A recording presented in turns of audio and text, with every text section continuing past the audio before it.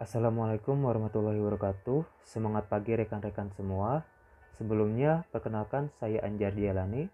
Saya mahasiswa dari Universitas Informatika dan Bisnis Indonesia dengan prodi manajemen dan dengan nomor NPM 988240522021122. Sebelumnya, di sini saya akan memaparkan sedikit materi tentang entrepreneurship, di mana pada pokok pembahasannya sendiri mencangkup beberapa ulasan.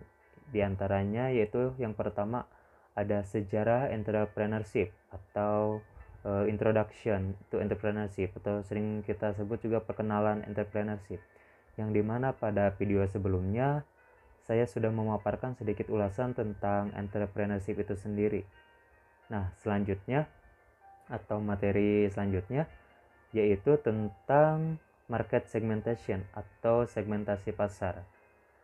Di segmentasi pasar ini mempunyai beberapa komponen lagi, seperti ada select of which head market atau sasaran utama, dan itu berhubungan satu sama lain dengan calculate MAT, dan yang terakhir berhubungan dengan persona dari beachhead market itu sendiri.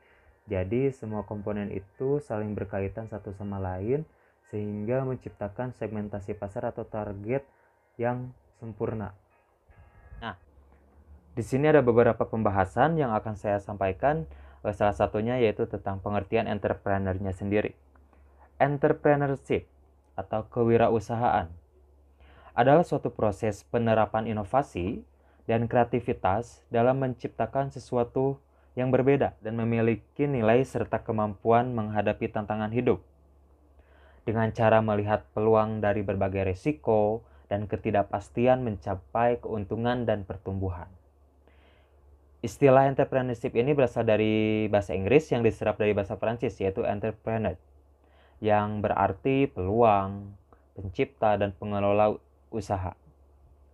Sedangkan entrepreneurnya sendiri mempunyai arti yaitu seseorang yang mengorganisir dan bertanggung jawab akan sebuah bisnis dan usaha.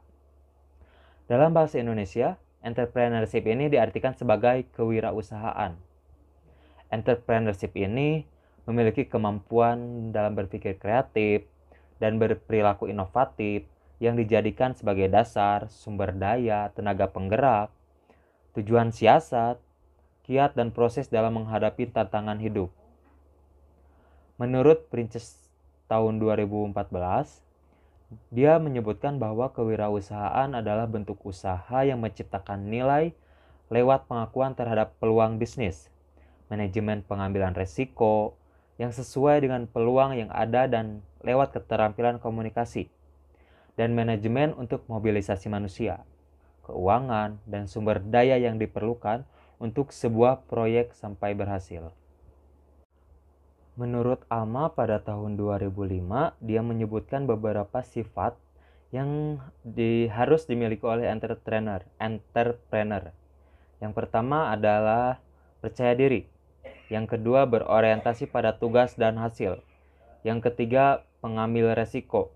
Yang keempat, kepemimpinan. Yang kelima, keorisinilan.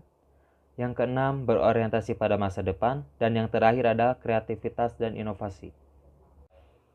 Apa saja tahapan-tahapan menjadi seorang entrepreneurship? Proses entrepreneurship ini diawali dengan suatu aksioma, yaitu adanya tantangan. Dari tantangan tersebut kemudian timbul gagasan, kemauan, dan dorongan untuk berinisiatif. Yang tidak lain adalah berpikir kreatif dan bertindak inovatif sehingga tantangan yang tadi disebutkan sebelumnya teratasi dan terpecahkan. Menurut Suryana pada tahun 2006, dia menyebutkan beberapa langkah untuk menjadi seorang entrepreneurship. Yang pertama itu adalah tahap memulai, yaitu tahap ini di mana seseorang yang berniat untuk melakukan usaha dan mempersiapkan segala sesuatu yang diperlukannya.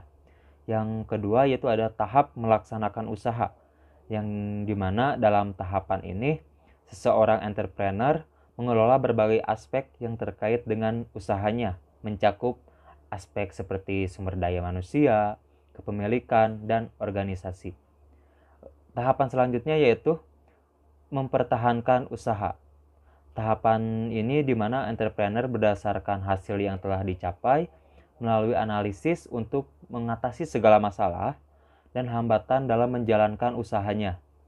Terakhir, ada tahap pengembangan usaha. Tahap ini adalah di mana entrepreneur atau wirausaha berdasarkan hasil yang telah dicapai melakukan analisis perkembangan dan inovasi untuk ditindaklanjuti sesuai dengan kondisi yang dihadapi. Apa bedanya entrepreneurship dan bisnis? Entrepreneurship itu perlu bisnis, dan bisnis perlu entrepreneurship. Nah, mengapa kita sering kali menemukan fenomena yang bertentangan tentang entrepreneurship yang disamakan dengan bisnis? Di Indonesia, orang sering kali menyamakan bahwa entrepreneur atau entrepreneurship adalah pengusaha. Bahkan ada yang mendefinisikan bahwa entrepreneurship ini adalah usaha menengah atau usaha kecil. Sedangkan bisnis adalah usaha besar yang harus memiliki modal sampai miliaran rupiah. Kenyataannya terdapat kutub yang jelas berbeda antara entrepreneurship dan businessman atau bisnis. Entrepreneurship berfokus pada dampak dan perubahan masyarakat, sedangkan bisnis berfokus pada uang atau keuntungan finansial. Alasan mengapa kita harus menjadi entrepreneurship, di sini ada beberapa alasan menurut para ilmuwan atau menurut para pengamat entrepreneur. Di sini disebutkan ada 5 entrepreneurship atau alasan mengapa harus menjadi entrepreneurship. Yang pertama itu yaitu ada Anda dapat menjadi seorang atau seorang yang mandiri terhadap finansial Anda. Yang kedua, Anda tidak perlu terjebak jadwal atau deadline. Yang ketiga atau selanjutnya itu Anda dapat menjadikan kreativitas dan hobi Anda menjadi sesuatu yang menguntungkan. Yang keempat, Anda akan bahagia karena bebas dari ancaman PHK. Yang terakhir yaitu Anda dapat berbagi kebahagiaan dengan orang lain. Saya akan sampaikan salah satu contoh atau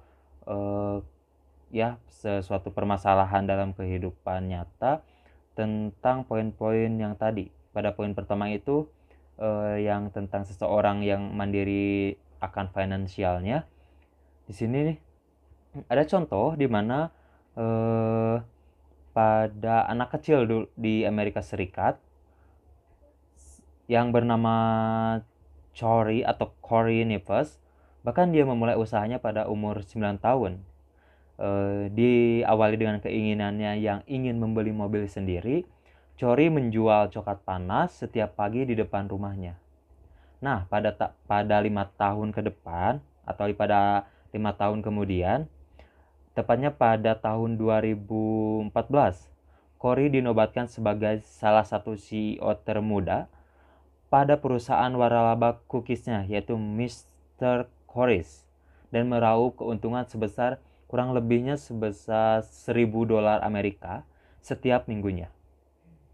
Dengan memperoleh dari laba wirausaha sendiri, berapapun jumlahnya, Anda tidak tahu lagi atau Anda tidak perlu bergantung kepada orang lain untuk memenuhi kebutuhan Anda.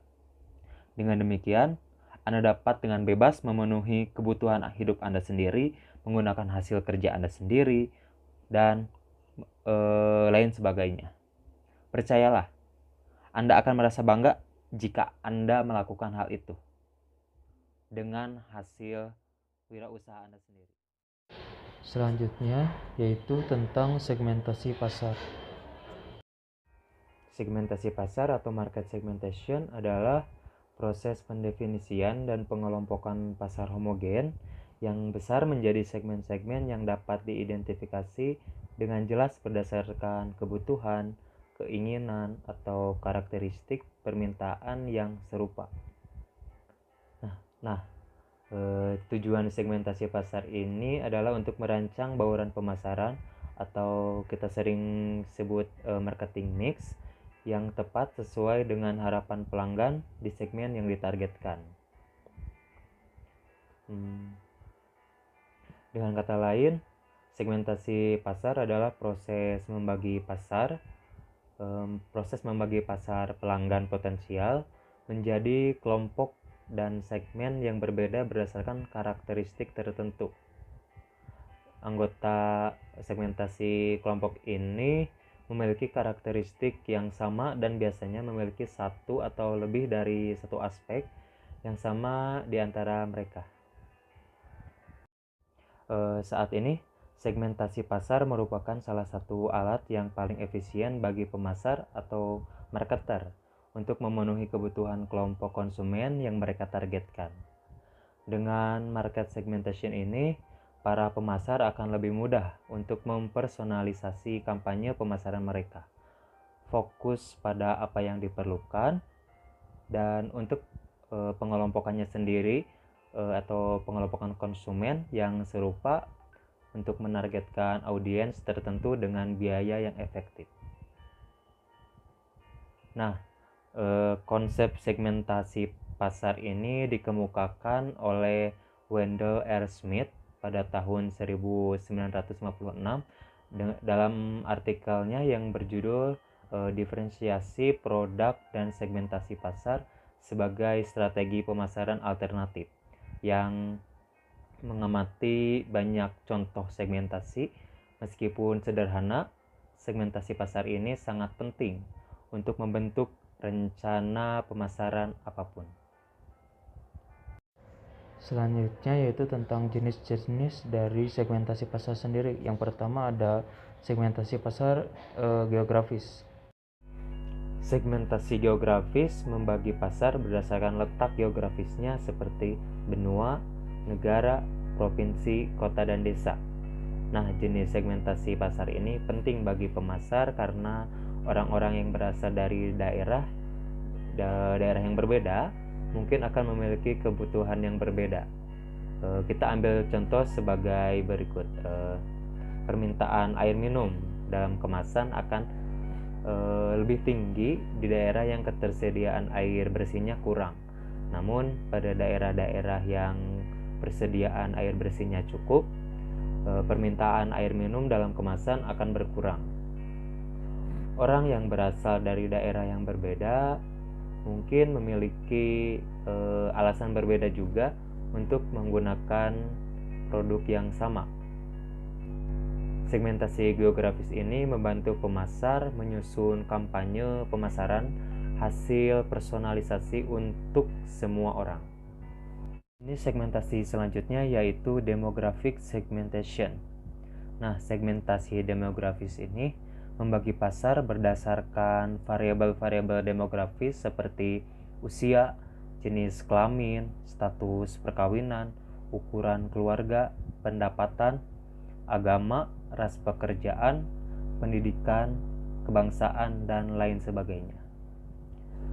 Segmentasi ini juga adalah salah satu praktik segmentasi yang paling umum di antara para pemasar. Karena segmentasi demografis ini terlihat hampir di setiap industri seperti industri otomotif, produk kecantikan, ponsel, pakaian, dan lain sebagainya. Kita ambil contoh seperti ini. Wanita akan lebih suka pada produk-produk yang berwarna merah muda atau pink, sedangkan pria cenderung akan menghindari warna tersebut dan akan memilih produk yang lain, yaitu seperti hitam ataupun biru tua. Segmentasi selanjutnya yaitu behavior segmentation. Pasar juga dapat dibagi berdasarkan segmentasi perilaku. Segmentasi perilaku ini dapat didefinisikan sebagai proses membagi total pasar menjadi kelompok-kelompok homogen yang lebih kecil berdasarkan pembelian pelanggan. Nah, pada segmentasi perilaku ini dilakukan oleh pemasar berdasarkan pola pembelian pelanggan seperti frekuensi penggunaan, loyalitas merek, pemanfaatan yang diperlukan, dan lain sebagainya. Hal ini dilakukan dengan mengingat kebutuhan dan keinginan pelanggan berdasarkan perilaku yang mereka tunjukkan. Nah, sebagai contoh, seseorang mungkin sudah terbiasa dengan menggunakan ponsel merek tertentu, akan kesulitan untuk melirik merek lainnya karena sudah terbiasa dengan sistem operasi dari ponsel yang mereka gunakan. Selanjutnya yaitu psychographic segmentation. Segmentasi psikografis ini adalah strategi segmentasi pasar di mana pasar atau market dibagi berdasarkan psikologi, kepribadian orang, karakteristik, gaya hidup, dan sikapnya. Segmentasi psikografis ini membantu mengidentifikasi orang berdasarkan cara mereka berpikir dan jenis kehidupan yang mereka inginkan. Metode segmentasi ini berfokus pada psikologi pelanggan yang dapat difokuskan oleh perusahaan untuk kegiatan pemasaran mereka. Nah, kepribadian juga adalah suatu kombinasi dari karakteristik yang membentuk karakter khas individu dan termasuk kebiasaan, sifat, sikap, temperamen, dan lain sebagainya. Sedangkan gaya hidup adalah sebagaimana seseorang menjalani kehidupannya. Kepribadian dan gaya hidup mempengaruhi keputusan pembelian dan kebiasaan seseorang. Seseorang yang memiliki gaya hidup mewah mungkin menganggap memiliki AC di setiap kamar sebagai sebuah kebutuhan. Sedangkan orang yang tinggal di kota yang sama tetapi memiliki gaya hidup konservatif dapat menganggapnya sebagai sebuah kemewahan. Materi selanjutnya yaitu select a beachhead market. Jika kita mempunyai ide bisnis, ada inovasi supaya inovasi dapat diserap, contohnya seperti Bapak Nadine, itu adalah sebuah hal inovatif ketika motor dijadikan Gojek. Ide tersebut bisa dikatakan tepat sasaran dan juga maju yang ditandai dengan aktivitas Gojek sendiri yang sudah ada di mana-mana. Nah, yang paling penting di sini yaitu bisnis dari segmentasi perlu segmen yang jelas siapa targetnya. Terlalu banyak target itu bisa membunuh diri sendiri, karena logikanya semakin banyak targetnya maka peluangnya semakin besar, padahal tidak seperti itu. Jadi maksudnya di sini yaitu berfokus ke satu target atau target sasaran. Jika kita menemukan segmen yang tepat, maka akan muncul perubahan yang tajam atau perubahan yang jelas. Contohnya produk makanan bayi.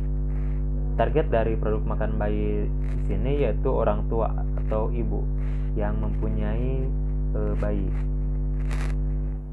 Memfokuskan atau memilih beachhead market itu bukan langsung menjual produknya secara langsung kepada konsumen. Kita harus menspesifikasikan dulu terlebih dahulu. Setelah itu tujuan memfokuskan ini juga yaitu mempertajam fokus kita akan memilih beachhead atau target sasaran dari segmentasi pasar kita. Nah, contohnya seperti ada 6 atau 12 pasar yang cukup potensial, kita punya 12, maka kita harus memfokuskan menjadi satu dan abaikan market-market lainnya. Orang yang pertama kali berbisnis biasanya mengabaikan market itu akan sedikit sulit, karena logikanya jika mengurangi market akan mengurangi jumlah orang yang potensial membelinya juga. Biasanya orang akan berpikir akan menaruh pancingan di mana-mana yang lebih besar akan sebuah peluang. Kebanyakan orang berpikir lagi jika menambah market maka akan meningkatkan peluangnya untuk sukses. Tapi pada faktanya pemikiran seperti itu akan menurunkan kesempatan untuk sukses karena usaha baru akan kehilangan fokus yang dibutuhkan untuk berhasil. Sebab fokus itu seperti bahan yang harus diketahui takarannya, apa akan cukup atau kekurangan atau kelebihan dan lain sebagainya. Kunci sukses entrepreneur yaitu kemampuannya memilih pasar dan disiplin, dalam artian tidak memilih market lain. Fokus itu cukup sulit untuk seorang entrepreneur karena banyak orang memilih banyak pilihan meskipun itu bukan yang terbaik. Berdasarkan penelitian, ketika orang diberikan beberapa jalan sukses, biasanya kecenderungan manusia ini akan memilih semua jalan. Meskipun memilih salah satu jalur yang spesifik atau lebih detailnya lagi akan menggaransi sebuah kesuksesan tersebut. Dengan memilih single market, memulainya akan lebih mudah dan stabil di posisi marketnya sendiri. Dengan begitu, banyak cash flow yang akan positif sebelum kehabisan modal. Dengan memfokuskan, ini akan memposisikan diri untuk mendapatkan WOM atau word of mouth. Sedangkan seorang pebisnis akan mengatakan bahwa WOM ini adalah hal yang luar biasa. WOM positif akan membuat perusahaan dengan cepat berkembang, sedangkan WOM negatif akan kurang baik untuk perkembangan sebuah perusahaan tersebut. Jadi dapat kita simpulkan bahwa langkah memilih beachhead market ini adalah mencari segmentasi pasar yang paling memungkinkan dan fokus terhadap satu target pasar serta memanfaatkan pemasaran dari mulut ke mulut. Kemudian sempurnakanlah strategi pasar tersebut hingga mencapai sebuah target yang ditargetkan sebelumnya. Materi selanjutnya yaitu tentang kalkulus THM. Dengan kalkulus THM, kita dapat menentukan apakah kita perlu untuk memperluas segmen kita atau cukup. Ketika kita menghitung THM atau total yang akan kita dapat per tahun, dapat membuat kita yakin bahwa target itu sudah tepat atau tercapai untuk mendapatkan positive cash flow. Prinsip dasar untuk memulai sebuah bisnis ini yaitu dengan memahami ukuran pasar yang kita targetkan. Mungkin akan berubah pada step selanjutnya, tapi akan lebih baik jika kita memikirkan prinsip ini lebih awal untuk memastikan kita menuju ke arah pasar yang benar atau ke arah jalan yang benar. Cara menghitung THM yaitu dengan mendefinisikan beachhead market akan menyediakan spesifikasi yang cukup untuk menghitung THM-nya. THM-nya sendiri yaitu singkatan dari addressable market atau jumlah dari pendapatan tahunan yang diekspresikan dalam dolar.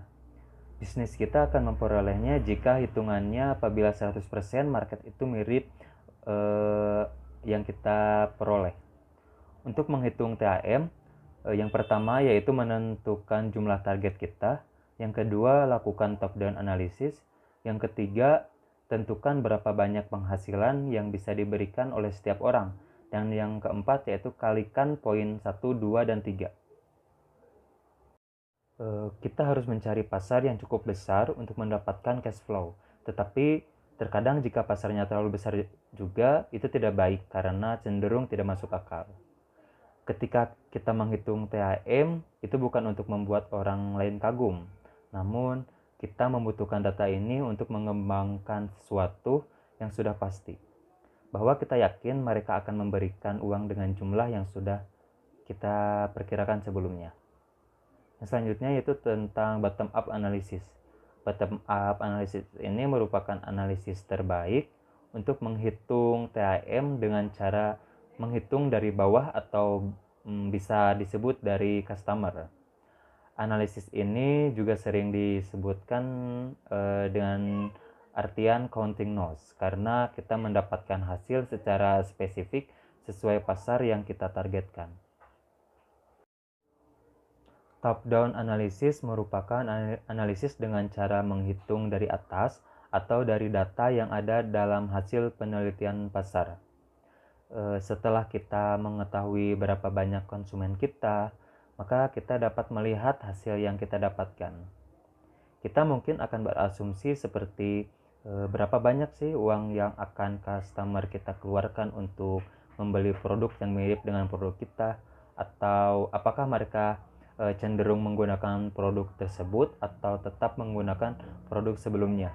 Nah, di sini kita ditargetkan atau difokuskan untuk berasumsi sebagai customer karena kita harus merasakan atau memfilter produk yang akan kita gunakan untuk kehidupan kita sehari-hari atau untuk konsumen atau konsumsi kita yang sehari-hari juga. Nah, jika THM kita kurang dari 5 miliar per tahun, berarti bisnis kita tidak berpotensial. Namun jika lebih dari itu, merupakan target yang bagus. Jadi pada intinya, jika kita ingin mendirikan sebuah usaha, THM itu menjadi hal yang sangat penting untuk kita pikirkan, dan agar kita dapat melihat apakah kita berada dalam pasar yang tepat atau tidak. THM itu sangat menentukan akan poin-poin tersebut.